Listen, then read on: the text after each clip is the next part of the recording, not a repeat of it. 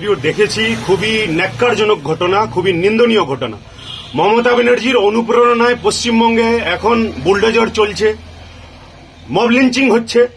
এই কাজগুলো মমতা ব্যানার্জির অনুপ্রেরণায় তৃণমূলের লোকগুলোই করছে। আমরা তো সবাই জানি যে এই ঘটনাটা ঘটিয়েছে যার নাম জেসিবি, কার লোক? তৃণমূলের বিধায়ক, চোপড়ার তৃণমূলের বিধায়কের খুব কাছের লোক। এর মানে নিশ্চয়ই মমতার অনুপ্রেরণায় এসব হচ্ছে।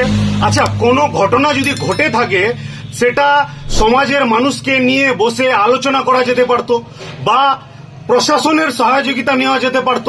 আইন আছে, আদালত আছে। কোনো একটা লোক রাস্তার মাঝে সবাইকে ফেলে, ওই দুজনকে ফেলে এভাবে একটা মহিলাকে মারাটা কখনোই সমর্থনযোগ্য না। এই ঘটনা পশ্চিমবঙ্গে আমরা আগে দেখিনি।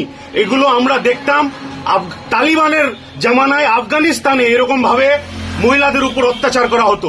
আজকে সেই তালিবানি রুল চোপড়ায় উঠে এসেছে, চোপড়ার বুকে হচ্ছে। আর যে ঘটনাগুলো ঘটিয়েছে জেসিবি, তার নিজেই সে সমাজ বিরোধী। অনেকগুলো কেস তার নামে আছে, বহু ধরনের কেসে তার অভিযুক্ত। সে আজকে ফয়সলা করছে, ইনসাফ করছে, সালিসি সভা করছে। এগুলো খুবই ঘৃণ্য ঘটনা, নিন্দনীয় ঘটনা, ধিক্কারজনক ঘটনা। আমরা আমাদের সংগঠন ডিওয়াইএফআই এর তরফ থেকে ধিক্কার জানাচ্ছি এবং আগামী দিনে আমরা এর বিরুদ্ধে প্রশাসনের দ্বারস্থ হব। যেখানে যেখানে কমপ্লেন জানানোর দরকার আমরা কমপ্লেন জানাবো। আমার নাম সুরজিৎ সেন, বিজেপি উত্তর দিনাজপুর জেলা সহ-সভাপতি। বলছি দাদা, চোপড়ায় যে ঘটনা হয়েছে শুনছেন তো, কি বলবেন? প্রথমত এই ঘটনা তীব্র ধিক্কার জানাই ভারতীয় জনতা পার্টির পক্ষ থেকে।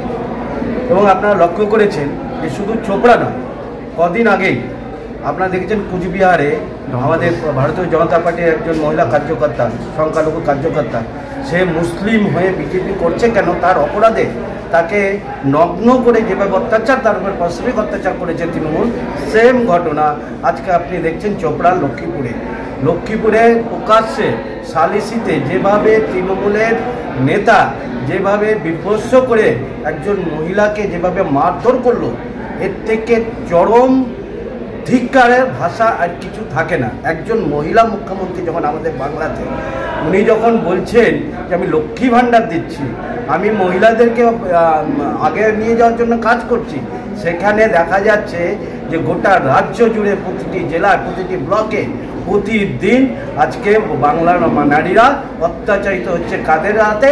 তৃণমূলের হাতে, তৃণমূলের গুন্ডাদের হাতে। আজকে লক্ষ্মীপুরে যে নেতাটা মারলো তাকে, ওখানে সে এতটাই, সে তো এখনকার একটা দাগি ক্রিমিনাল। তার নামে চোপড়া থানা থেকে আরম্ভ করে সব জায়গায় অনেকগুলো কেস আছে। পুলিশ তাকে গ্রেপ্তার করতে ভয় পায় কেন? সে চোপড়ার বিধায়কের খাস লোক, ডান হাত তাকে বলে। তাকে ওখানে সে এতটাই অত্যাচারিত, তাকে এলাকাতে জেসিপি বলে চেনে। একটা মানুষের নাম জেসিপি হতে পারে, বুঝতে পারছেন তো, বুলডোজার। তো সে এরকম অত্যাচারিত, আর প্রকাশ্য এরকম ইয়েতে একজন মহিলাকে কীভাবে বিভৎসভাবে সে অত্যাচার করলো। পুলিশ থাকতে আসলে পুলিশ কি করবে? চোপড়ার পুলিশ চলছে হচ্ছে চোপড়া বিধায়ক হামিদুর রহমানের বাড়ি থেকে, এবং উনি যদি না চান তাহলে চোপড়াতে কোনো গুন্ডা গ্রেপ্তার হবে না। আর যেহেতু গুন্ডার বসই হচ্ছে সেখানকার বিধায়ক, এবং তার প্রমাণ আমি এটা বানিয়ে বলছি না, বা বিজেপি কোনো দোষারোপ করছে না।